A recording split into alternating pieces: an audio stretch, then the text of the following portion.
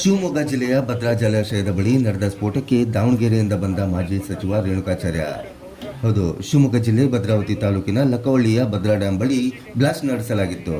ವಿಷಯ ತಿಳಿಯುತ್ತಿದ್ದಂತೆ ಹೊನ್ನಾಳಿ ಶಾಸಕ ರೇಣುಕಾಚಾರ್ಯ ಸ್ಥಳಕ್ಕೆ ಭೇಟಿ ನೀಡಿದ್ದಾರೆ. ಸ್ಥಳಕ್ಕೆ ಬಂದ ಮಾಜಿ ಸಚಿವ ರೇಣುಕಾಚಾರ್ಯ ಕೂಡಲೇ ಡ್ಯಾಮಿನ 800 ಮೀಟರ್ ಒಳಗಡೆ ಕಾಮಗಾರಿಗಾಗಿ ನಡೆಸುತ್ತಿರುವ ಬ್ಲಾಸ್ಟ್ ನಿಲ್ಲಿಸುವಂತೆ ನೀರಾವರಿ ಅಧಿಕಾರಿಗಳಿಗೆ ತರಾಟೆಗೆ ತೆಗೆದುಕೊಂಡಿದ್ದಾರೆ.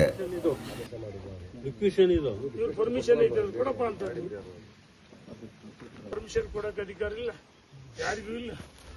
ನೀರಾವರಿ ಇಲಾಖೆ ಕೊಡಬೇಕಿದ್ದಕ್ಕೆ ಇಲಾಖೆ ಪರ್ಮಿಷನ್ ಆದೇಶ ಬೇಕು, ಅದನ್ನು ಕೇಳ್ತಿರ್ತಾರೆ. ಆಮೇಲೆ ಕುಡಿಯುವ ನೀರಿನ ಯೋಜನೆಗೆ ನಾವು ವಿರೋಧಿಗಳಲ್ಲ, ಆದರೆ ಈ ಯೋಜನೆ ಸಲುವಾಗಿ ಡ್ಯಾಂಗೆ ತೊಂದರೆ ಮಾಡುವುದು ಎಷ್ಟರ ಮಟ್ಟಿಗೆ ಸರಿ ಎಂದು ಅಧಿಕಾರಿಗಳನ್ನು ಪ್ರಶ್ನಿಸಿದ್ದಾರೆ. ಅಷ್ಟಕ್ಕೂ ಏನಿದು ಕಾಮಗಾರಿ ಅಂತ ನೋಡೋದಾದ್ರೆ, ಭದ್ರಾ ಜಲಾಶಯದಿಂದ ಕುಡಿಯುವ ನೀರು ಪೂರೈಸಲು ಪಂಪ್ ಹೌಸ್ ನಿರ್ಮಾಣಕ್ಕಾಗಿ ರಾಜ್ಯ ಸರ್ಕಾರದಿಂದ ಯೋಜನೆಯೊಂದನ್ನು ರೂಪಿಸಲಾಗಿತ್ತು. ಈ ಕಾಮಗಾರಿ ಸಲುವಾಗಿ ಭದ್ರಾ ಜಲಾಶಯದ ಸಮೀಪದಲ್ಲಿ ಬ್ಲಾಸ್ಟ್ ಮಾಡಲಾಗಿತ್ತು. ಬಫರ್ ಝೋನಿನಲ್ಲಿ ಯಾವುದೇ ರೀತಿಯ ಬ್ಲಾಸ್ಟ್ ಮಾಡಬಾರದು ಎಂದು ರೇಣುಕಾಚಾರ್ಯ ಸ್ಥಳದಲ್ಲೇ ರಾಜ್ಯ ಸರ್ಕಾರದ ವಿರುದ್ಧ ಪ್ರತಿಭಟನೆ ನಡೆಸಿದ್ದಾರೆ.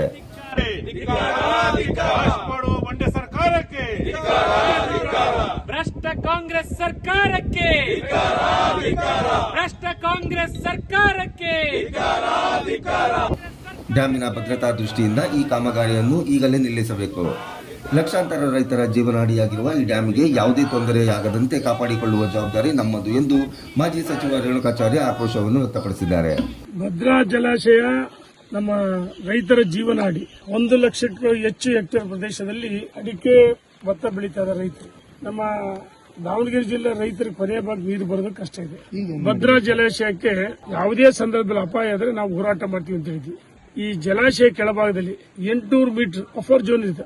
ಬ್ಲಾಸ್ಟ್ ಮಾಡಿದ್ರೆ ಅದು ಬ್ಲಾಸ್ಟ್ ಮಾಡಿಲ್ಲ ಅಂತ ಹೇಳ್ತಾರೆ. ಇಲ್ಲಿ ಇರ್ತಕ್ಕಂಥ ಮನೆಗಳು ಬಿರುಕುಬಿಡ್ತವೆ. ನಿವಾಸಿಗಳು ಹೇಳ್ತಾರೆ ಬ್ಲಾಸ್ಟ್ ಆಗಿದೆ. ರಾತ್ರಿ ಟೈಮ್ ಅದು. ಇವರು ಸತ್ಯಹರಿಶ್ಚಂದ್ರ ಆಗಿದ್ರೆ ಬ್ಲಾಸ್ಟ್ ಯಾಕೆ ಮಾಡಿದ್ರು?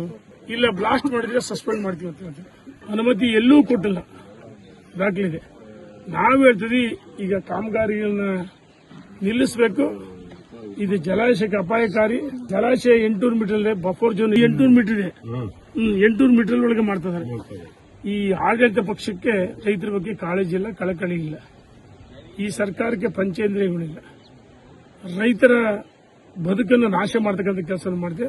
ಇಲ್ಲಿ ನಿವಾಸಿಗಳ ಮಾಹಿತಿ ಪ್ರಕಾರ ಇನ್ನೂ ಬ್ಲಾಸ್ಟ್ ಮಾಡ್ತಾರಂತ ಸುದ್ದಿ ಇದೆ. ಅದರ ಆಧಾರ ಮೇಲೆ ನಾವು ದಾವಣಗೆರೆ ಜಿಲ್ಲಾ ರೈತ ಒಕ್ಕೂಟದಿಂದ ವಿಸಿಟ್ ಮಾಡಿದ್ವಿ.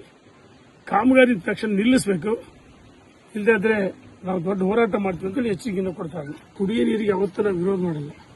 ಆದರೆ ನಮ್ಮ ದಾವಣಗೆರೆ ಜಿಲ್ಲೆ ಕೊನೆಯ ಭಾಗದ ರೈತರಲ್ಲಿ ಅದು ಬಲನಾಲೆ, ಅಲ್ಲೂ ಸಹ ರೈತರಿಗೆ ಅನ್ಯಾಯ ಮಾಡಿದ್ರು. ನಾವು ಇವತ್ತಿಗೂ ನಮ್ಮ ಹೋರಾಟ ಬೇಡಿಕೆ ಏನಿದೆ, ಜಲಾಶಯದಿಂದ ನೇರವಾಗಿ ನೀರು ತಗೋಬಾರ್ದು, ಭದ್ರಾ ಬಲದಂಡೆ ಅಂತಲ್ಲ, ಅದು ಒಂದು ಬೇಡಿಕೆ ಇದೆ. ಮತ್ತು ಇಲ್ಲಿ ಜಲಾಶಯದ 800 ಮೀಟರ್ ಒಳಗಡೆನೆ ಬ್ಲಾಸ್ಟ್ ಮಾಡಿದ್ರೆ ಬ್ಲಾಸ್ಟ್ ಮಾಡಿಲ್ಲ ಅಂತ ಹೇಳ್ತಾರೆ. ಬ್ಲಾಸ್ಟ್ ಮಾಡಿದ ದಾಖಲೆ ಫೋಟೋಸ್ ಅಲ್ಲಿದೆ. ಮನೆಗಳು ಸಹ ಬೀರ್ಕೊಂಡಿದೆ. ಇದನ್ನು ವಿರೋಧ ಮಾಡ್ತೀವಿ, ನಿಲ್ಲಿಸಬೇಕಂತೇಳಿ ನಾವು ಒತ್ತಾಯ ಮಾಡ್ತೀವಿ.